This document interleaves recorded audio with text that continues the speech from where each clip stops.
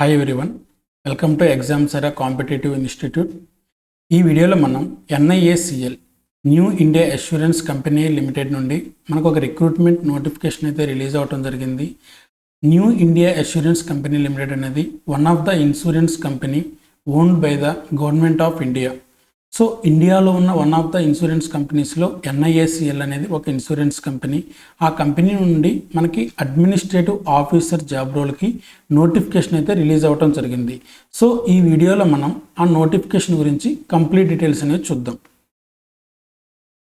So coming to డీటెయిల్స్కి వచ్చేసరికి ఈ job రోల్కి వచ్చేసరికి త్రూ అవుట్ ఇండియాలో total number of vacancies 300 vacancies ఉన్నాయి. అండ్ దెన్ ఈ 300 వ్యాకెన్సీస్ కనుక మనం అప్లై చేయాలి అంటే మన క్వాలిఫికేషన్ ఏమేమి గెయిన్ చేసి ఉండాలి అంటే ఎడ్యుకేషన్ క్వాలిఫికేషన్ వచ్చేసరికి గ్రాడ్యుయేట్ కానీ లేదంటే పోస్ట్ గ్రాడ్యుయేట్ కానీ, అంటే గ్రాడ్యుయేషన్ అంటే బీటెక్ ఆర్ డిగ్రీ కానీ, పోస్ట్ గ్రాడ్యుయేషన్ అంటే MBA ఆర్ MCA కానీ కంప్లీట్ చేసి ఉండాలి. అండ్ జనరల్ క్యాండిడేట్స్కి అయితే 60% మార్క్స్ వచ్చి ఉండాలి. అండ్ SC ST PWD క్యాండిడేట్స్కి అయితే 55% మార్క్స్ వస్తే enough. So they are the eligible to apply. And age లిమిట్కి వచ్చేసరికి యాజ్ ఆన్ April 1, 2021కి వచ్చేసరికి the candidate should be the age group of 21 to 30 years వరకు ఉండాలి. సో 21 to 30 years వరకు only for the general candidates. And reservation క్యాండిడేట్స్కి వచ్చేసరికి as per government rules ప్రకారం ఏజ్ రిలాక్సేషన్స్ అనేవి మనకి అప్లై అవుతాయి. నెక్స్ట్ కమింగ్ టు ఇంపార్టెంట్ డేట్స్కి వచ్చేసరికి ఈ NIACL administrative officer recruitment notification అనేది 24th August 2021 రిలీజ్ అవ్వడం జరిగింది.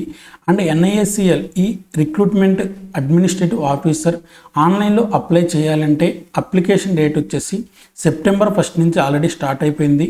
So last dates to submit the application form is 21st September 2021.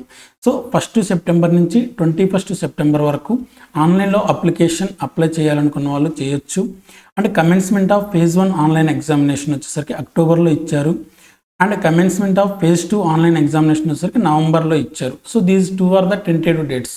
Because tentative means dates అనేవి వ్యారీ అవ్వచ్చు. That is the meaning of tentative. Next application fee వచ్చేసరికి general కానీ OBC category వాళ్ళకి 750 rupees, SC ST PWD category వాళ్ళకి 100 rupees. ఈ రిక్రూట్మెంట్లో కనుక job కనుక కొట్టగలిగితే you will get 60,000 rupees per month. ఒక నెలకి 60,000 రూపాయలు శాలరీ అనేది మనం ఈజీగా డ్రా చేయొచ్చు. Next one coming to selection ప్రాసెస్కి వచ్చేసరికి మనకి టోటల్ 3 phases సెలక్షన్ ప్రాసెస్ అనేది ఉంటుంది. ఆ 3 phases వచ్చేసరికి Stage 1 వచ్చేసి ప్రిలిమినరీ ఎగ్జామ్, Stage 2 వచ్చేసరికి మెయిన్స్ ఎగ్జామ్, అండ్ Stage 3 వచ్చేసరికి ఇంటర్వ్యూ ప్రాసెస్. సో ప్రిలిమ్స్ ఎగ్జామ్లో ఏ సిలబస్ ఉంటుంది, మెయిన్స్ ఎగ్జామ్లో ఏం సిలబస్ ఉంటుంది, ఇంటర్వ్యూ ఎలా కండక్ట్ చేస్తారనేది ఒకసారి చూద్దాం. సో మనకి coming to prelims exam Stage 1 వచ్చేసరికి ప్రిలిమ్స్ ఎగ్జామ్స్లో మనకి టోటల్ 3 sections ఉంటాయి. English language, numerical ability and reasoning ability. Each సెక్షన్కి 20 minutes టైం మాత్రమే ఉంటుంది. సో ఆ 20 minutes టైంలో మనం ఆ సెక్షన్ని కంపల్సరీగా అటెంప్ట్ చేయాలి. ఇన్ కేస్ ఆ 20 minutes సెక్షన్ టైం కనుక మనకి సరిపోకపోతే 20 minutes కంప్లీట్ అయిపోయిన తర్వాత ఆ సెక్షన్లో మనం క్వశ్చన్స్ అటెంప్ట్ చేయడానికి పాసిబిలిటీ ఉండదు. ఇప్పుడు ఫర్ ఎగ్జాంపుల్ ఇంగ్లీష్ లాంగ్వేజ్ ఇచ్చారు. ఇంగ్లీష్ లాంగ్వేజ్లో total number of questions 30 questions ఉంటాయి. ఆ 30 questions కనుక కరెక్ట్ అయితే 30 marks వస్తాయి. సో టోటల్ ఇంగ్లీష్ లాంగ్వేజ్ సెక్షన్కి వాళ్ళు ఇచ్చిన టైం ఎంత అంటే 20 minutes. ఆ 20 minutesలో వాళ్ళు ఇంగ్లీష్ లాంగ్వేజ్ సెక్షన్ అనేది క్యాండిడేట్స్ కంపల్సరీగా అటెంప్ట్ చేయాలి. ఇన్ కేస్ అటెంప్ట్ చేయకపోతే మళ్ళీ బ్యాక్ రావడానికి అనేది పాసిబిలిటీ లేదు. అలానే రీజనింగ్ ఎబిలిటీ నుంచి 35 questions 35 marks, టైం వచ్చేసి 20 minutes.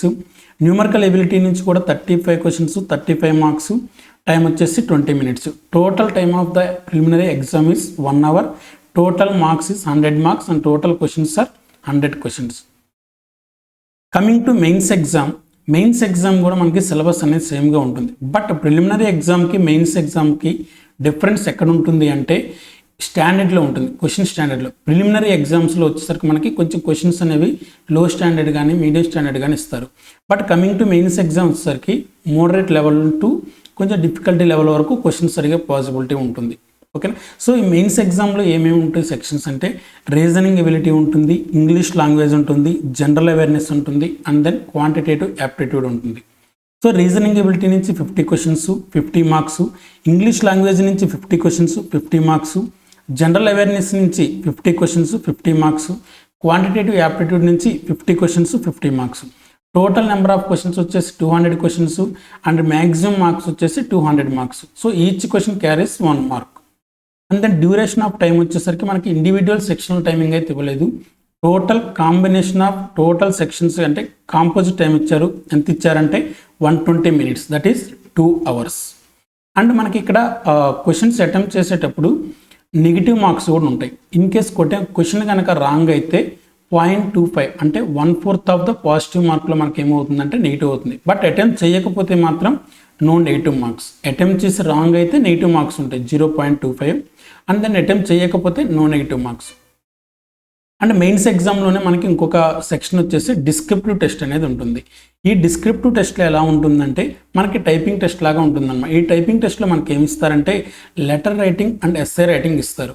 ఈ లెటర్ రైటింగ్ ఎస్సే రైటింగ్ వచ్చేసి 30 minutes ఉంటుంది 30 మార్క్స్కి. So this section is considered as the mains examination. After completion of mains exam అయిపోయిన తర్వాత మనకి స్టేజ్ 3లో ఇంటర్వ్యూ ప్రాసెస్ అనేది ఉంటుంది. ఈ ఇంటర్వ్యూ ప్రాసెస్ ఎలా ఉంటుంది అంటే మెయిన్స్ ఎగ్జామ్లో ఎవరైతే సెలెక్ట్ అవుతారో వాళ్ళని ఇంటర్వ్యూకి పిలుస్తారు. ఆ రేషియో ఎలా తీసుకుంటారంటే 80:20 రేషియోలో తీసుకుంటారు. అంటే ఒక పోస్ట్కి వచ్చేసి 4 మెంబర్స్ని. ఇప్పుడు ఫర్ ఎగ్జాంపుల్ 20 పోస్ట్స్ ఉన్నాయి అనుకోండి, ఆ 20 పోస్ట్స్కి ఎంతమందిని సెలెక్ట్ చేస్తారంటే 80 మెంబర్స్ని సెలెక్ట్ చేస్తారు.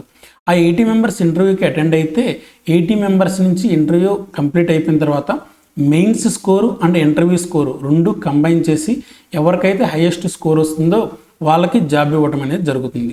So this is the selection process of administrative officer in the organization of new India assurance company limited. So coming to our ఇన్స్టిట్యూట్కి వచ్చేసరికి మన ఇన్స్టిట్యూట్లో ఎగ్జామ్స్ అరే కాంపిటేటివ్ ఇన్స్టిట్యూట్ నర్సాపేట. మన ఇన్స్టిట్యూట్లో 13th September 2021 అంటే ఈ మంత్ 13th September నుంచి న్యూ బ్యాంక్ బ్యాచ్ అయితే స్టార్ట్ అవుతుంది. సో ఈ బ్యాంక్ బ్యాచ్కి మనకి ఎల్ఐసి ఎగ్జామ్స్కి కానీ లేదంటే ఎస్ఎస్సి ఎగ్జామ్స్కి కానీ రైల్వేస్ ఎగ్జామ్స్కి కానీ కొంత పార్ట్ ఆఫ్ ద సిలబస్ అనేది సేమ్గా ఉంటుంది. సో అండ్ బ్యాంక్ ఎగ్జామ్స్కి ఇన్సూరెన్స్ ఎగ్జామ్స్కి మాత్రం సిలబస్ మాత్రం యాజ్ ఇట్ ఈజ్ సిలబస్ మొత్తానికి ఒకే సిలబస్ ఉంటుంది. సో మన ఇన్స్టిట్యూట్లో 13th September that is Monday onwards నుంచి ఐబిపిఎస్ క్లర్క్ కానీ ఐబిపిఎస్ పిఓ కానీ ఎస్బీఐ క్లర్క్ కానీ ఎస్బీఐ పిఓ కానీ అండ్ ఐబిఎస్ ఎస్ఓ కానీ లేదంటే ఎల్ఐసి ఎగ్జామ్స్ కానీ లేదంటే ఎన్ఐఎస్ఎల్ ఇప్పుడు మనం డిస్కస్ చేసిన ఈ రిక్రూట్మెంట్ ఎగ్జామ్కి కానీ ఉపయోగపడే సిలబస్ మనకి బ్యాంక్ ఎగ్జామ్స్లో ఉంటుంది. సో ఆ బ్యాంక్ బ్యాచ్ అనేది మనకి 13th September నుంచి స్టార్ట్ అవుతుంది. So location is Narsapeta our branch. Thank you and subscribe the Examsera online classes YouTube channel and download the Examsera Android app from Play Store.